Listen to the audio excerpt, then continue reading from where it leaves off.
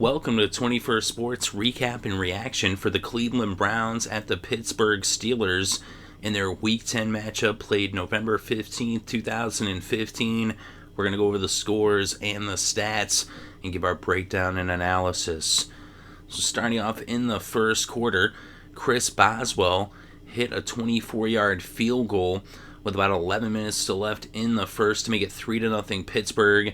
That had been set up by a fumble by Johnny Manziel as he got sacked by Moats, and so that led to that field goal. Then Cleveland ended up getting a field goal with about 8 minutes left in the first quarter. So they responded with a 23-yard field goal by Travis Coons, and this game was tied up at 3 apiece. Cleveland would be shut out for the next couple quarters, though, and Pittsburgh would get on the scoreboard again in the first with about 5 minutes left when Chris Boswell hit his second field goal of the game, a 34-yard field goal to make it 6-3. Of course, earlier, Roethlisberger entered the game because Landry Jones was injured. Roethlisberger was sitting out the game. He was dressed, though, and so he would come in even though he was sitting due to his injury. But with Landry Jones going down, Roethlisberger came in the game in the first quarter. But it was 6-3 after the first, so now on to the second quarter. And with about 3.5 minutes left in the first half, Ben Roethlisberger hit Antonio Brown for a 4-yard touchdown pass. They then went for the 2-point conversion, and Roethlisberger went back to Brown, and now it was 14-3 with the successful 2-point conversion. Then with a little over half a minute left in the first half, Roethlisberger connected with Martavis Bryant for a 32-yard touchdown. Boswell added the extra point, and now it was 21-3. So that was the score at halftime.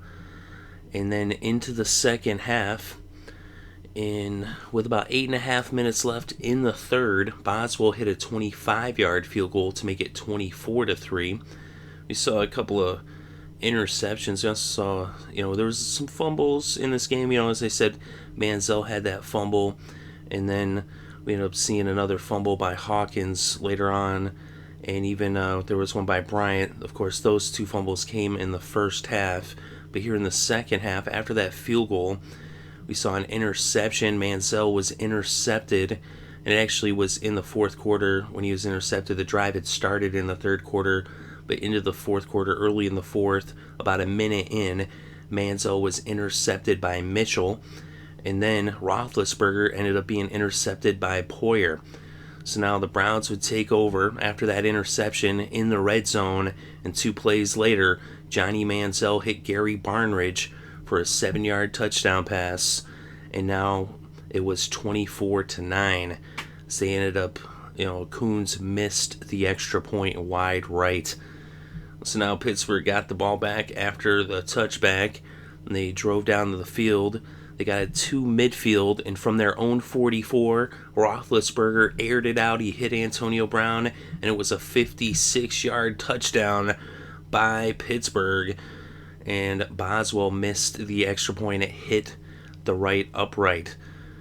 And then the Browns ended up turning the ball over on downs on their next possession, and then the Steelers ended up running the clock out, starting on their own 5-yard line, getting all the way down to the 1.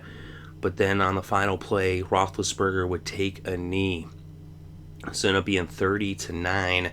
The Steelers win this one. Roethlisberger coming off the bench, playing through the injury, and Pittsburgh continues to dominate Cleveland. They've just been beating up on them for pretty much the better part of this century. And the Steelers are now 6-4, 4-2 at home. The Browns are 2-8 on the season, 1-5 on the road, as they continue to have a very disappointing season. Whereas the Steelers, they continue to fight and stay in contention in the AFC North. Of course, Cincinnati is undefeated. They'll be playing on Monday night, and so we'll see what happens with that game. But Pittsburgh is pretty securely in second place, and at the moment, at least, playing for a wild card, keeping their wild card hopes alive.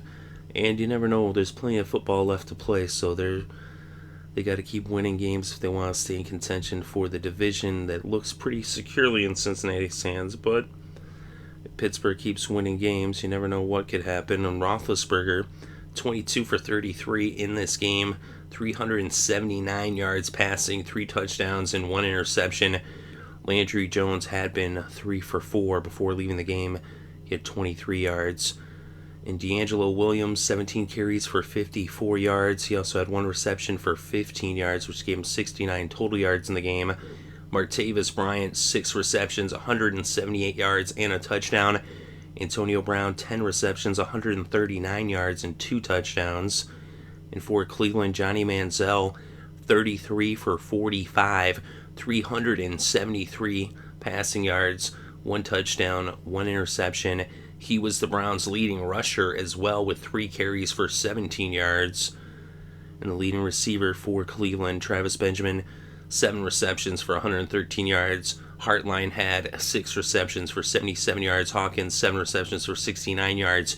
And Gary Barnidge, 6 receptions for 65 yards and a touchdown. And the kickers, Boswell, 3 for 3 for Pittsburgh on the field goals, 1 for 2 on the extra points. And Travis Coons was 1 for 1 on the field goals, 0 for 1 on the extra points. And on defense, Lawrence Timmons had a sack, Shazier had a sack, Hayward had a sack, Tuitt had a sack, Moats and Jones each had half sacks, and Allen forced a fumble. Mitchell had an interception. Of course, Moats got in on that sack that ended up with the fumble by Manziel that the Steelers turned into 3 points. And then later on, Cleveland would turn an interception. They wouldn't run it back, but it would eventually result in a touchdown for them, their only touchdown of the game. So they got 6 points off of turnovers. But for the defense, Gaines forced a fumble for Cleveland. Kersey had a sack. Orchard forced a fumble. And Poyer had that interception. Look at team stats, 22 first downs for Pittsburgh, 20 first downs for Cleveland. On third down, the Browns were 5 for 13, 38% conversion rate. 1 for 3 on fourth down, 33%. And for Pittsburgh, they were 3 for 10 on third down, just 30% converted. They went for it once on fourth down. They did not convert. Total net yards, 459 for Pittsburgh, 342 for Cleveland. Net rushing yards, 60 for the Steelers, 15 for the Browns, as Pittsburgh's defense just totally shut down the Browns' running game.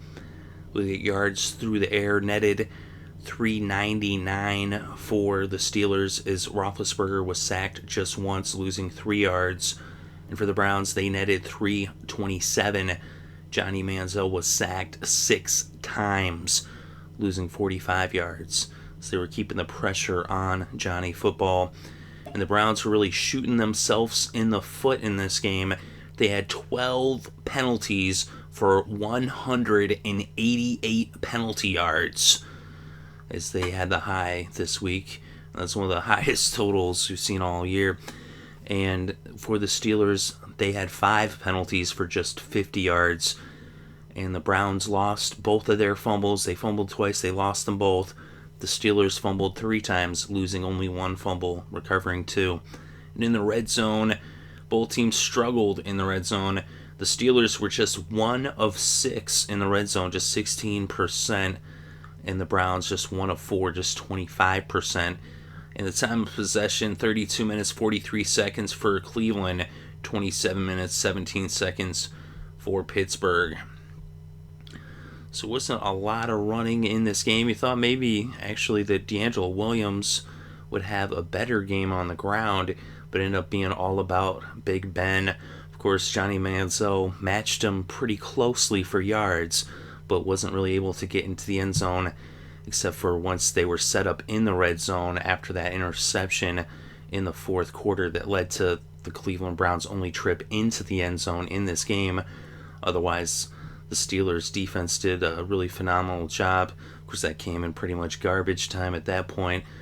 But the Steelers, a dominant performance over their division rivals there in the AFC North, as they've been dominating Cleveland for well over a decade now.